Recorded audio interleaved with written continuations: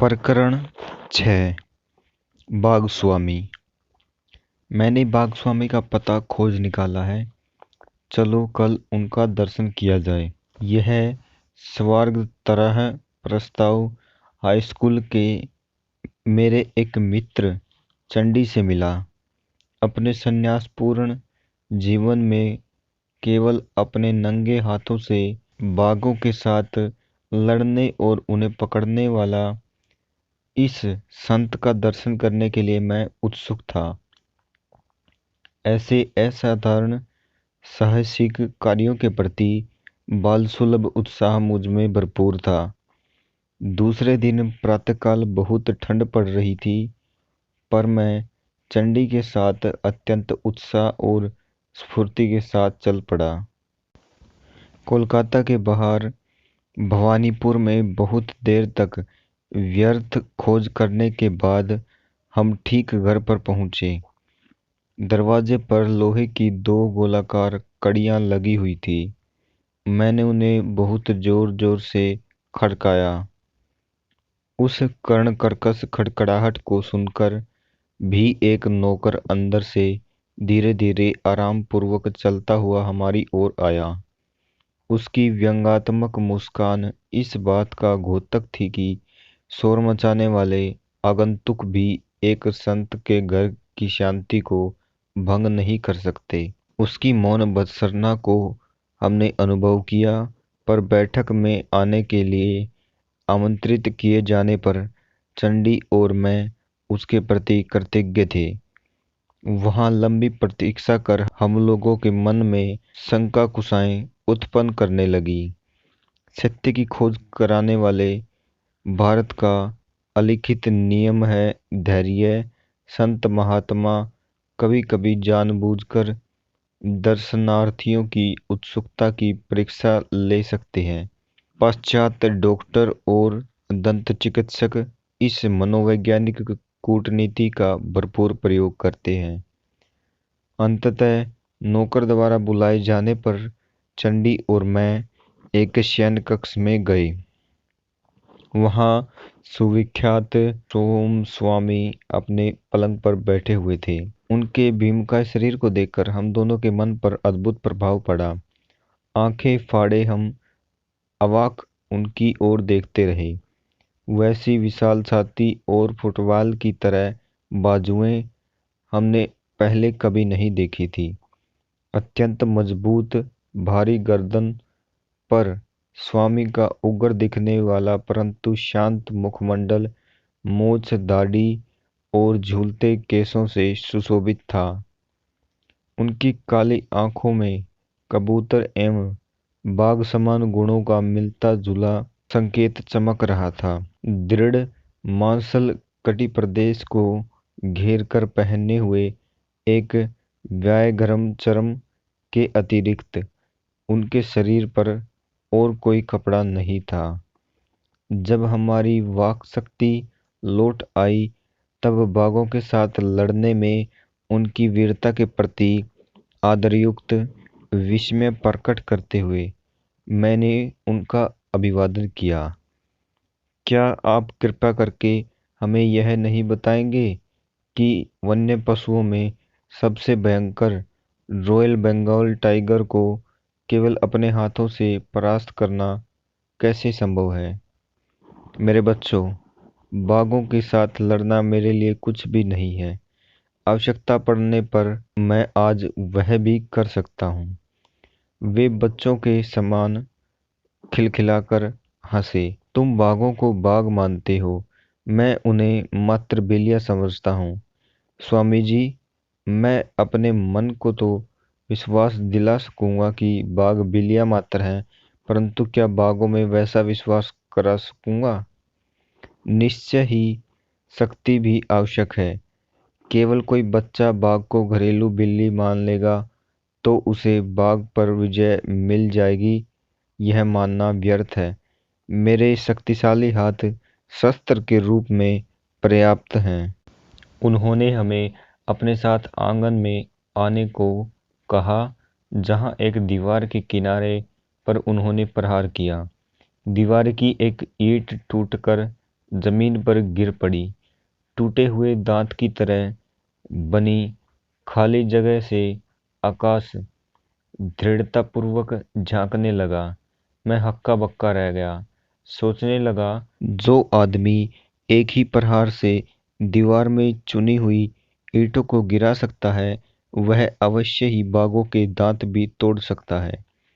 अनेक लोगों में मेरे समान शारीरिक शक्ति होती है, परंतु फिर भी उनमें दृढ़ आत्मविश्वास का अभाव होता है।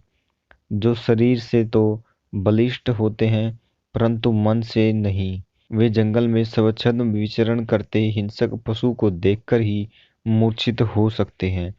प्राकृतिक परिस्थितियों में वास करने वाला और अपने मूल हिंसक स्वभाव के अनुसार जीने वाला बाघ सर्कस के अफीम खिलाए गए बाघों से अत्यंत भिन्न होता है।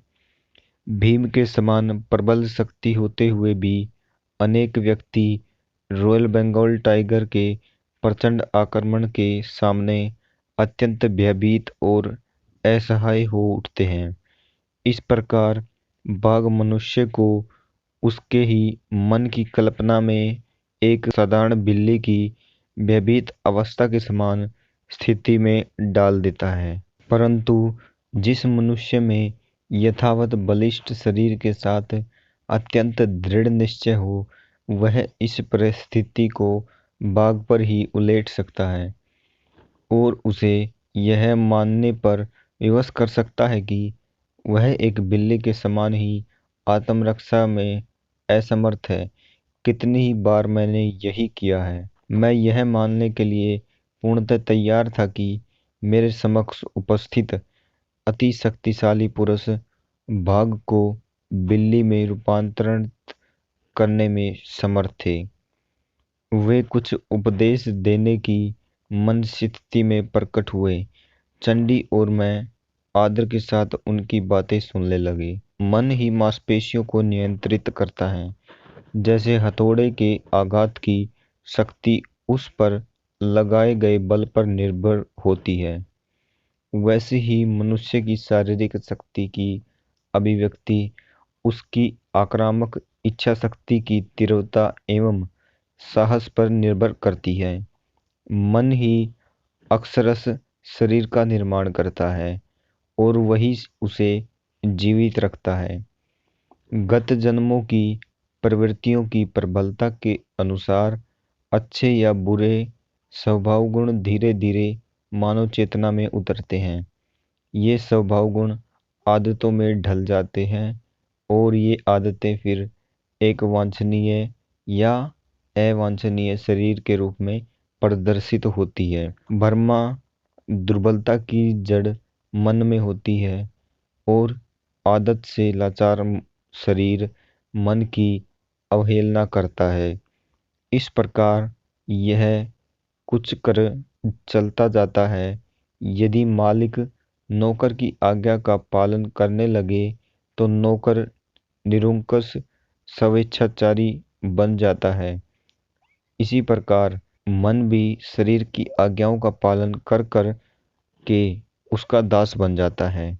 हमारे अनुनय पर यह तेजस्वी स्वामी अपने विषय के बारे में हमें कुछ बताने के लिए सहमत हो गए। बचपन से ही बाघों से लड़ने की महत्वाकांक्षा मेरे मन में थी। मेरी इच्छा शक्ति थी, परंतु देह दुर्बल थी। मेरे मुंह से आश्चर्योद्गार फूट पड़ा। यह अविश्वसनीय लगता था कि पृथ्वी का भार उठाने के योग्य कंधों वाले इस मनुष्य का दुर्बलता के साथ दूर दूर से कभी कोई परिचय रहा हो। स्वास्थ्य और शक्ति के चिंतन में अदम्य दृढ़ता द्वारा ही मैंने इस बाधा को दूर करने में सफलता प्राप्त की। इस प्रभावशाली मानसिक शक्ति की प्रशंसा करने का कारण और भी बढ़ जाता है, क्योंकि मैंने देखा है कि रॉयल बंगाल टाइगरों को पराजित करने वाली वस्तुतः यही शक्ति थी। स्वामी जी, क्या आपको लगता है कि मैं कभी बाघों के साथ लड़ पाऊंगा? यह पहला और अंतिम अवसर था जब यह विचित्र महत्वाकांक्षा मेरे मन में उठी। हाँ, वे मुस्कुरा रहे थे। परंतु बाघ अनेक प्रकार के होते हैं। कुछ मनुष्य की इच्छा वासनाओं के जंगल में घूमते हैं। पशुओं को अपने प्रहार से बेहोश कर देने से कोई आध्यात्मिक लाभ नहीं होता। इससे अच्छा यह है कि अपने अंतर में घूमते उन बाघों को पराजित किया जाए। स्वामी जी, क्या आप हमें बताएंगे कि आप हिंसक बाघों को वश में करते करते हिंसक वासनाओं को वश में कैसे करने लगे हैं? बाघ स्वामी मौन हो गए। अतीत के दृश्यों को निहारने का प्रयास करती उनकी दृष्टि सुदूर कहीं लग गई। मैंने भांप लिया कि उनके मन में मेरे अनुरोध को स्वीकार करें या न करें, इस पर थोड़ी उथल पुथल चल रही थी। अंत में मन ही मन स्वीकार करके वे मुस्कुरा उठे। जब मेरी कृति चरम बिंदु पर पहुंच गई थी, तब मुझे गर्व का नशा चढ़ गया। मैंने तय किया कि मैं न केवल बाघों से लड़ूंगा, बल्कि लोगों के सामने विविध कर्तव्य भी कराऊंगा। मेरी महत्वाकांक्षा ही यह बन गई कि मैं हिंसक पशुओं को पालतू जानवरों की तरह बर्ताव करने पर विवश कर दूंगा। मैं सार्वजनिक रूप से अपने कर्तव्य दिखाने लगा और उसमें मिलने वाली सफलता से मुझे खुशी भी होने लगी। एक दिन शाम को मेरे पिताजी अत्यंत चिंतातुर मनस्थिति में मेरे कमरे में आए। बेटा, मैं तुम्हें सावधान करने आया हूँ। कर्म की चलती चक्की से उत्पन्न होकर आने वाले अमंगलों में से तुम्हें बचाना चाहता हूँ। क्या आप भाग्यवादी है पिताजी? अंधविश्वास से क्या मेरी गतिविधियों की शक्तिशाली प्रभाव को अवरुद्ध होने देना चाहिए? मैं भाग्यवादी नहीं हूँ बेटा, परंतु पवित्र शास्त्रों में कहे गए प्रतिफल के नियमों में मेरा विश्वास है। जंगल परिवार में तुम्हारे विरुद्ध आक्रोश व्याप्त है। यह आक्रोश कभी भी तुम्हारी जान के लिए खतरा बनकर सामने आ सकता है। पिताजी, आप मुझे आश्चर्य में डालते हैं। बाघ क्या होते हैं आप अच्छी तरह जानते हैं। सुंदर परंतु निर्दयी। कौन जाने मेरे प्रहार उनके ठोस बुद्धि में शायद कुछ उदारता के विचार भर सके। उन्हें सभ्य शिष्टाचार सिखाने के लिए ही मैं जंगल विद्यालय का प्रधानाध्यापक बना हूँ। पिताजी, कृपया आप मुझे बाघों को पालने वाले बाघ पालक माने, बाघ हत्यारा नहीं। मेरे ये सत्कर्म मेरा अनिष्ट कैसे कर सकते हैं? मैं आपसे प्रार्थना करता हूँ कि आप मुझे अपने जीवन का मार्ग बदलने की आज्ञा न दें। चंडी और मैं ध्यानपूर्वक सुन रहे थे और अतीत के इस धर्म संकट को समझ रहे थे। भारत में कोई संतान अपने माता पिता की इच्छाओं का अनादर नहीं करती। बागस्वामी आगे कहते गए। निर्वाकर मौन में पिताजी ने मेरा स्पष्टीकरण सुना। तदुपरांत उन्होंने गंभीरतापूर्ण एक रहस्योद्घाटन किया। बेटा, तुम मुझे एक संत की अमंगल सूचक भविष्यवाणी दोहराने पर विवश कर रहे हो।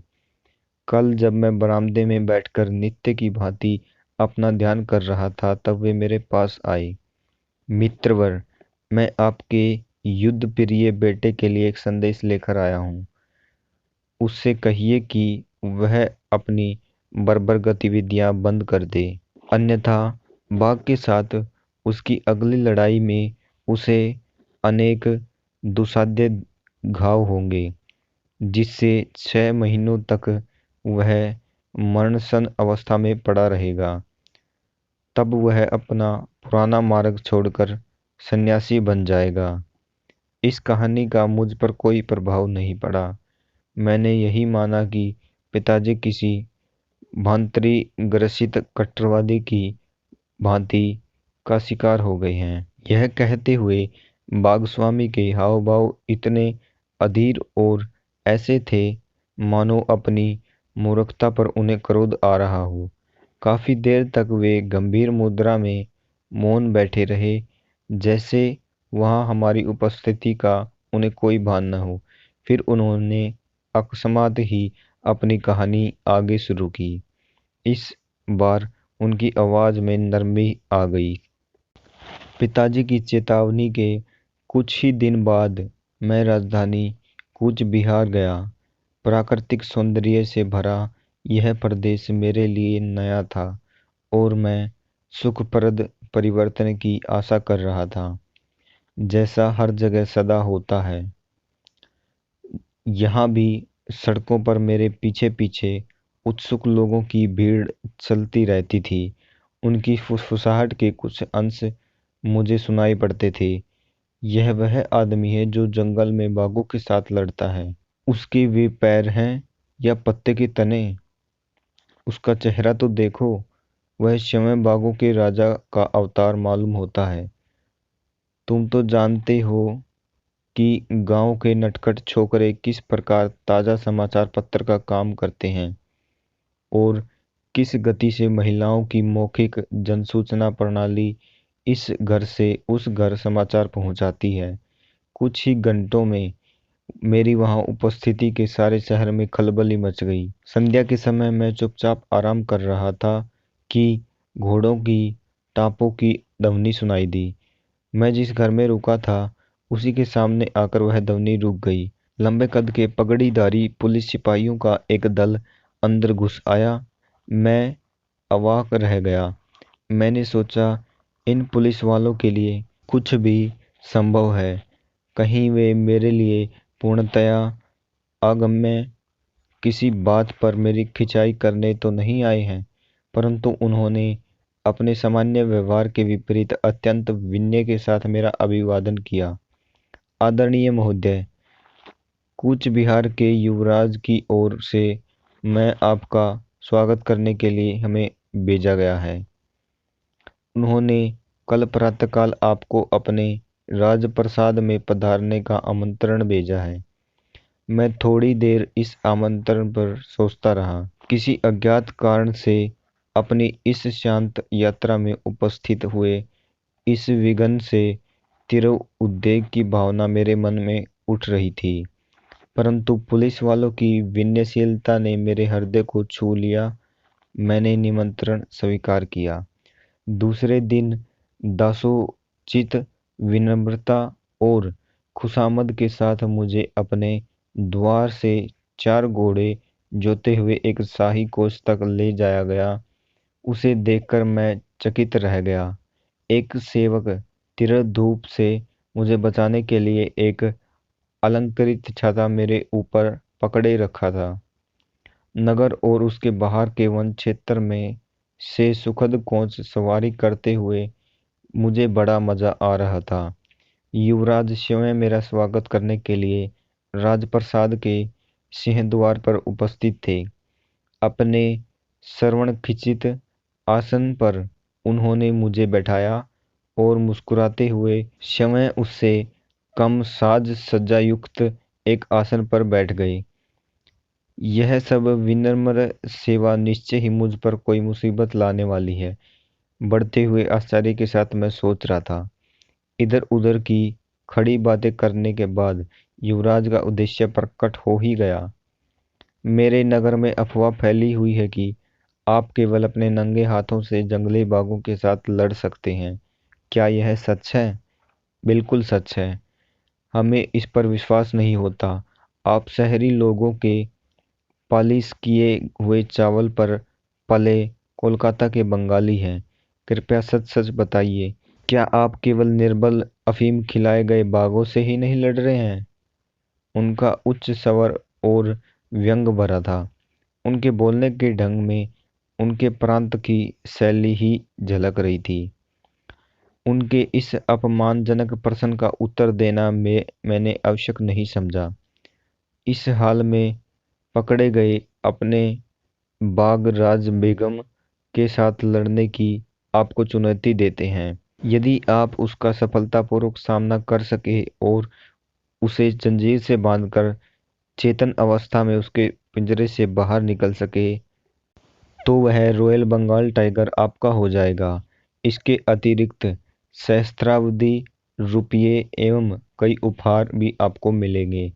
और यदि आपने उससे लड़ना अस्वीकार कर दिया तो हम अपने पूरे राज्य में आपको पाखंडित घोषित कर देंगे। उनके उद्दत शब्द गोलियों की बौछार के समान मुझे लग गए। मैंने गुस्से से उनकी शर्तें स्वीकार कर ली। उत्तेजना में आसन से आधे उठ खड़े हुए युवराज निष्ठुर मुस्कान के साथ वापस बैठ गए। उनकी वह मुस्कान देखकर मुझे उन रोमन सम्राटों की याद आई जिन्हें ईसाइयों को हिंसक पशुओं के साथ लड़ाने में आनंद आता था। युवराज ने आगे कहा, आपकी लड़ाई आज से 1 सप्ताह बाद होगी। हमें खेद है कि हम लड़ाई से पहले बाघ को देखने की अनुमति आपको नहीं दे सकते। युवराज को कहीं यह तो भय नहीं था कि मैं बाघ पर सम्मोहन विद्या का प्रयोग करूंगा या उसे अफीम खिलाने का प्रयास करूंगा। मैं नहीं जानता। मैं राजप्रसाद से चल पड़ा। मजे की बात यह थी कि अब की बार न तो राजछत्र था और न सज्जायुक्त कोच। अगले सप्ताह भर में मैं आगामी अग्नि परीक्षा के लिए अपने मन और शरीर दोनों को विधिवत तैयार करता रहा। अपने नौकर द्वारा मुझे विलक्षण कहानियां सुनने को मिल रही थी। पिताजी के पास संत ने जो भीषण भविष्यवाणी की थी वह किसी प्रकार लोगों में फैल गई और फैलते फैलते बढ़ गई। अनेक भोले भाले ग्रामीणों का विश्वास था कि एक दृष्टि आत्मा ने देवताओं के शाप के कारण बाघ का जन्म लिया था, जो रात को विभिन्न आसुरी रूप धारण करती है परंतु दिन में फिर से बाघ बनकर रहती है। लोगों का अनुमान यह था कि वही आसुरी बाघ है जिसे मेरा गर्भ हनन करने के लिए भेजा गया है। एक अन्य कल्पना यह थी कि बाघों को अपने देवता से की गई प्रार्थना का उत्तर राजबेगम के रूप में आ गया है। समग्र व्याघ्र जाति के लिए इतना मान हानिकारक ठहरे इस दृष्ट दोपाय को मुझे दंडित करने के लिए उसे नियत किया गया है। एक लोमदंत विहीन मानव नखदंत युक्त शक्तिशाली पादयुक्त बाघ को चुनौती देने का दुस्साहस करे। लोग यह भी कह रहे थे कि सभी अवमानित बाघों के द्वेष ने मिलकर इतना जोर पकड़ लिया है कि बाघों का मानमर्दन कराने वाले इस अभिमानी पुरुष का पतन कराने के लिए वह जोर अब सूक्ष्म नियमों को कार्यान्वित कर रहा है। मेरे नौकर ने मुझे आगे बताया कि युवराज में मानव और पशु के बीच होने वाले इस द्वंद्व के व्यवस्थापन का कार्यभार संभाल रहे थे। उन्होंने समय अपनी देखरेख में हजारों लोगों के बैठने योग्य एवं विशाल तंबू का निर्माण कराया जो आंधी तूफान से भी सुरक्षित खड़ा रह सके। उस तंबू के मध्य में लोहे के एक विशाल पिंजरे में राजा बेगम को रखा गया था। इस पिंजरे के बाहर सुरक्षा का एक घेरा था। राजा बेगम निरंतर खून जमा देने वाली भयंकर गर्जनाएं करता रहता था। उसकी क्षुद्राग्नि और क्रोधाग्नि दोनों को भड़काने के लिए उसे बहुत कम खाना दिया जा रहा था। शायद युवराज को आशा थी कि मैं उसका पुरस्कार स्वरूप भोजन बनूंगा।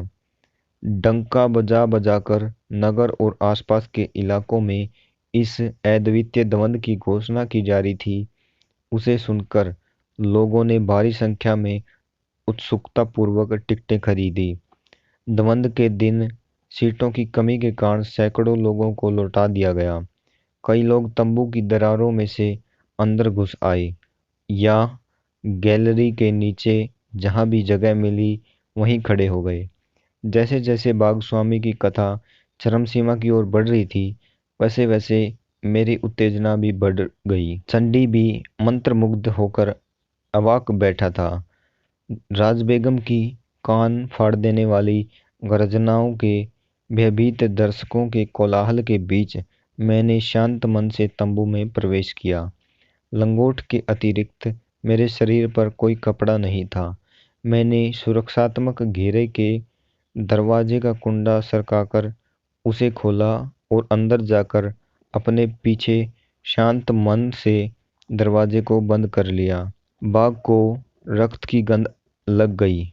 उछलकर धड़ाम से लोहे की छड़ों से टकराने की ध्वनि के साथ उसने मेरा भीषण स्वागत किया।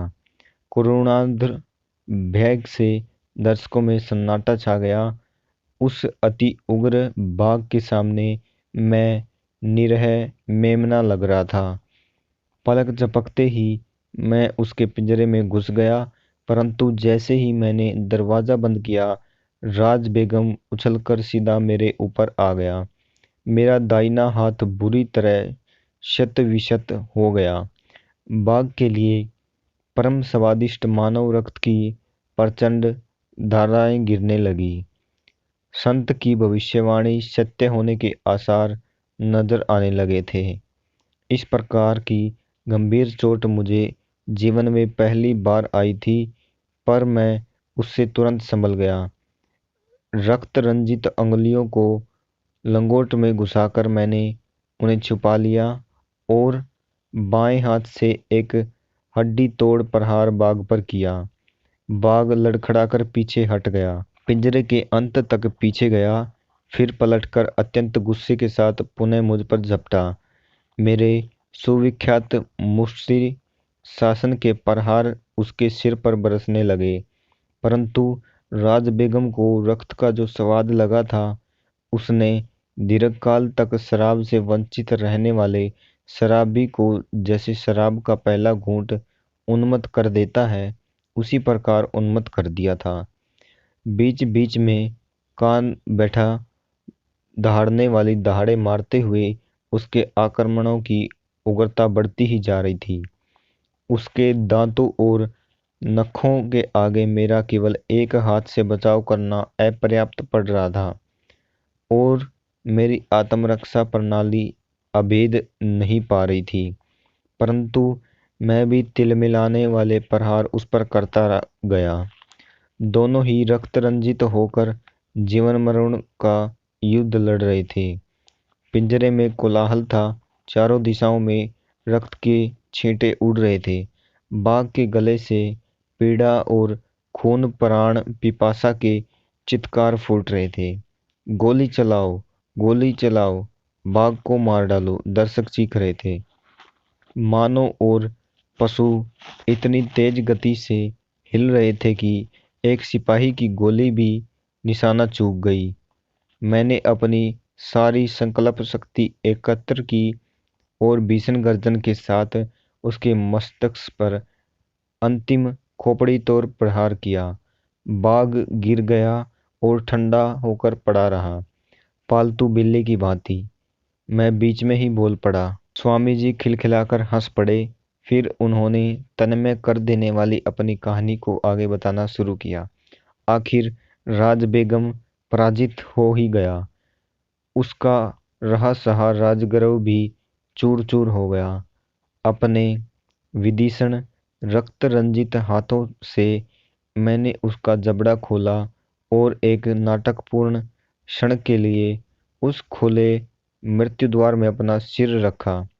जंजीर के लिए इधर उधर देखा और जमीन पर पड़े जंजीर के ढेर में से एक जंजीर खींचकर उससे बाघ की गर्दन पिंजरे की छड़ों के साथ बांध दी। विजयोल्लास में मैं दरवाजे की ओर चलने लगा, परंतु वह मूर्तिमान शैतान राज बेगम, उसकी कल्पित आसुर उत्पत्ति के अनुरूप वह जीवट था। एक ही विस्मयकारी झटके के साथ जंजीर तोड़कर वह मेरी पीठ पर झपटा। मेरा कंधा उसके जबड़े में फंसा हुआ था और ऐसी स्थिति में मैं जोर से नीचे गिरा, परंतु पलक झपकते ही मैंने उसे अपने नीचे धर दबोचा। निष्ठुर प्रहारों के आघातों से वह अर्धमूर्छित हो गया। इस बार मैंने उसे अधिक सावधानीपूर्वक बांध दिया। धीरे धीरे मैं पिंजरे से बाहर निकला। फिर से चारों तरफ चीख पुकारें सुनाई दी। इस बार वह हर्षोल्लास की थी। भीड़ की चीख पुकार की हर्षर ध्वनि जैसे एक ही विराट गले से निकल रही थी। मैं भीषण रूप से घायल तो हो गया था, परंतु फिर भी मैंने द्वंद्व की तीनों शर्तें पूरी कर दी। बाघ को अचेत करना, उसे जंजीरों से बांधना और बिना किसी प्रकार की सहायता लिए पिंजरे से बाहर आना। इसके अलावा मैंने उस हिंसक पशु को इस तरह घायल और भयभीत कर दिया था कि मेरे शरीर पर अप्रतिम पुरस्कार अपने मुख में पाकर भी उसकी ओर उसने कोई ध्यान नहीं दिया। मेरे घाव का प्राथमिक उपचार करने के बाद मेरा सम्मान किया गया और मुझे पुष्पहार पहनाए गए। मेरे चरणों में स्वर्ण मुहरों की वर्षा की गई। असाधारण रूप से विशाल और वैसे ही क्रूर बाघ पर मेरी विजय की अंतहीन चर्चाएं चारों ओर सुनाई दे रही थी। वचन के अनुसार राजबेगम मुझे दे दिया गया, परंतु मुझे कोई हर्ष नहीं हुआ। मेरे हृदय में आध्यात्मिक परिवर्तन आ गया था। ऐसा प्रतीत हो रहा था कि पिंजरे से बाहर निकलने के साथ ही मैंने संसार में अपनी महत्वाकांक्षाओं का द्वार भी बंद कर दिया था। उसके बाद कुछ समय अत्यंत वेदना और मनस्पात में बीता। रक्त में विष फैलने के कारण 6 महीनों तक मैं मरणासन अवस्था में पड़ा रहा। कूच बिहार छोड़ने योग्य ठीक होते ही मैं अपने गांव लौट आया। अब मैं जान गया हूँ, जिन साधुओं ने सावधानी का विवेकपूर्ण इशारा दिया था वही मेरे गुरु हैं। एक दिन विनम्रतापूर्वक मैंने पिताजी से कहा, काश मैं किसी प्रकार उन्हें ढूंढ पाता। मेरी लालसा सच्ची थी, क्योंकि एक दिन वही संत बिना किसी सूचना के हमारे घर पर पधारे। बाघों का दमन बहुत हो गया।